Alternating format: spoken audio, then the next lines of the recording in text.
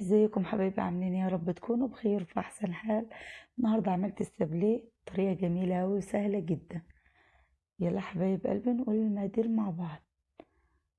عايزه اقول لكم تحفه جدا، كمان عملته بالسمنه عادي. تمام، هنا اول حاجه معايا كوب من السمنه مجمده. تمام، نص كوب سكر، نص معلقه بيكنج باودر،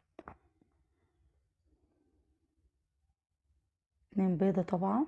هنا اول حاجه هضيف كوبايه السمنه، عليهم نص كوبايه السكر، سكر مطحون، وهضرب كويس جدا لحد الخليط ما يفتح معايا.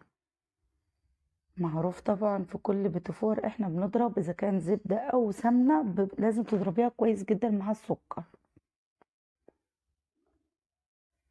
اضربها كويس جدا. بصوا لسه هضرب تاني.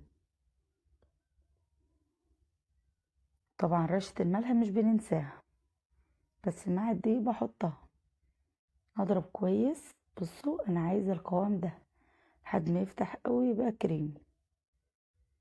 هضيف طبعا البيضتين، بس بيضة بيضة تمام، ورشة الملح، وكيس فانيليا طبعا، وهضرب كويس.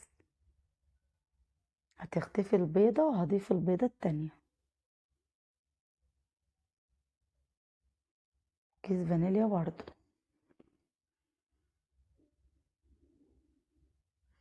وهنضرب لحد البيضة التانية ما تختفي.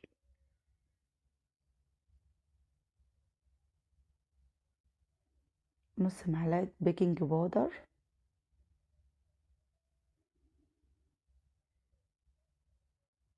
وهضربها كده. وهحط الدقيق طبعا. هحط اول كوباية وهشوف برضو. زي ما قلنا طبعا البيتيفور والبسكوت مش بيحتاج عجن كتير. ايه رايكم بقى؟ عايزه اقول لكم السابليه جميل، ممكن تعملي تستبدلي بدل كوبايه السمنه كوبايه الزبده.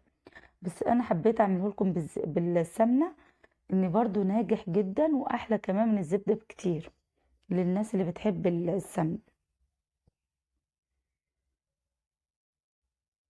بصوا كده، هتكون العجينه تفلت من ايدك وطريه جدا. انا عايزه العجينه طريه جدا. بصوا كده، تمام، طريه ومش بتلزق. بصوا طريه خالص. طبعا هتركها في التلاجة، هغطيها 10 دقايق وهنرجع نشكلها مع بعض. كده خدت طبعا كوبايتين دقيق بس، ان ده مقدار واحد انا عاملاها. هركنها في التلاجة كده 10 دقايق وهنرجع نشكلها مع بعض. كده خلاص رجعت بعد 10 دقايق طبعا. بصوا تحسيها كده اتمسكت، حبة حبة صغيرين.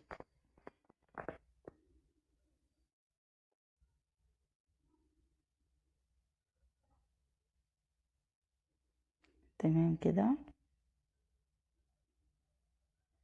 طبعا اكياس التلاجة بتفتحيها كيس من فوق كده، ويكون عندك المنشبة اللي هي العجلة دي، وبتفرديها عادي جدا.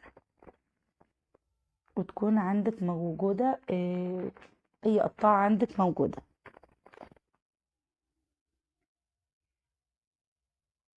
ممكن كمان بالكوباية، وش الكوباية وتعادي تعملي بيها، مفيش اي مشكلة.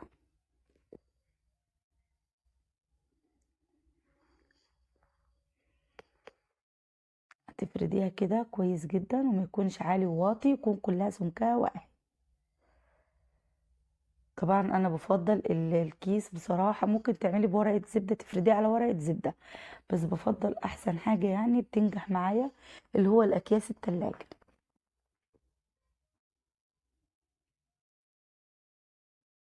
طبعا في الوقت ده انا مشغلة الفرن عشان اسخن الفرن، ان اول ما اخلص على طول ادخل الصينية بتاعتي.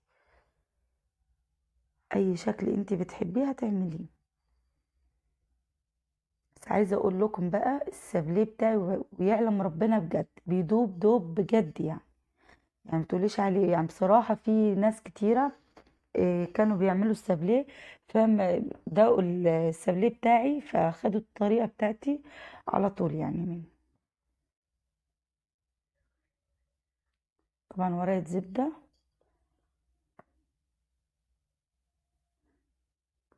وفي ناس بيعملوا السابليه بدون بيض، بس لا انا بعملها باتنين بيضه وبتطلع جميله قوي، عشان تضاعف لك برضو المقدار وتطلع لك كميه حلوه.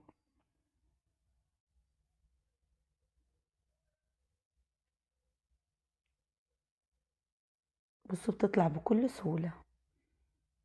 اهم حاجه العجينه زي ما قلنا تكون طريه وما بتلزقش، تكون طريه وهشه قوي.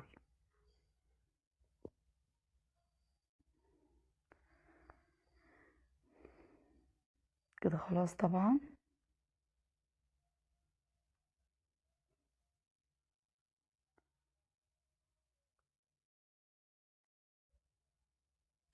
تمام كده.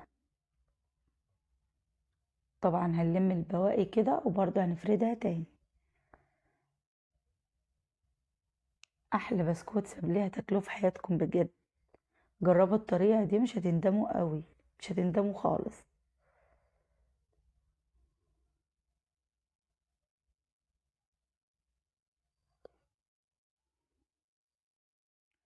بصوا تحفه بجد.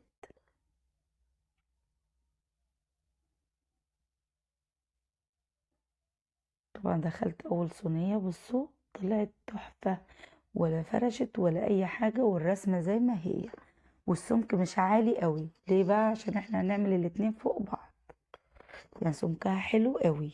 بصوا كده. طبعا هجيب مربى المشمش حبايب قلبي. قبل ما ببدأ في أي مربى مشمش أو مربى آه، فراولة، بضربها في الكبة قبل ما ببدأ فيها في البيتي فور، عشان طبعا بتبقى فيها كتل وكده. فانت تضربيها في الكبة، كبة صغيرة عندك وتضربيها، وهتبقى سهلة معاكي وتشكليها كده زي ما أنا بعمل. بصوا كده. ممكن كمان تحط بديل المربى شوكولاتة عادي. تمام كده. طبعا هنا الشوكولاتة دي أنا سيحتها على حمام بخار، وهي حاليا سخنة. ضفت دلوقتي معلقة بالظبط مكعب زبدة، وهدوبها كويس وهي شوكولاتة سخنة معايا. وهضيف زيت عباد الشمس، مش زيت تومين، زيت عباد الشمس.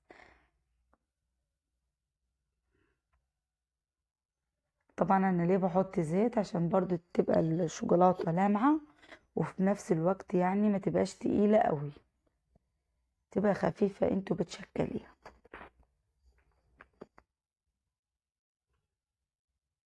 تمام كده. القوام ده كده كويس.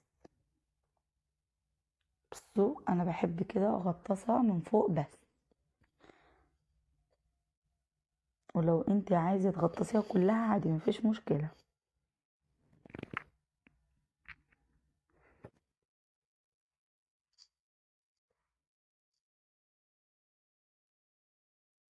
بصوا بقى، هي وطريقة كده الشوكولاتة انا برش ممكن فستق، لوز، إيه، فول سوداني، وبس تكوني طحنة وترشي فوق هو وكده الشوكولاتة قبل ما تنشف. تمام.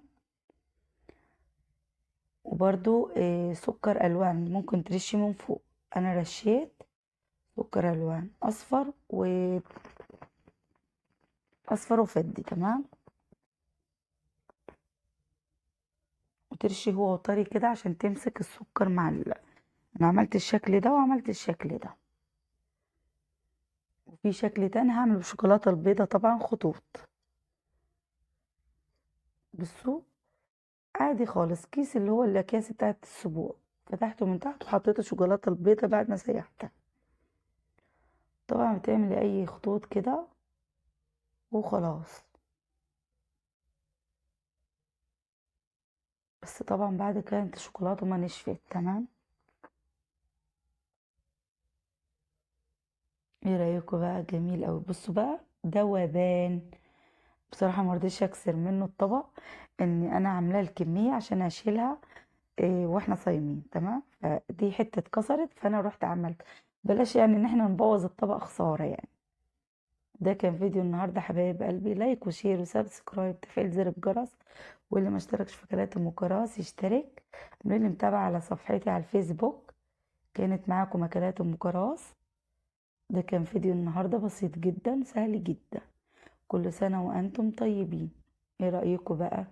اشوفكم على خير ان شاء الله في فيديو جديد. باي باي حبايب قلبي.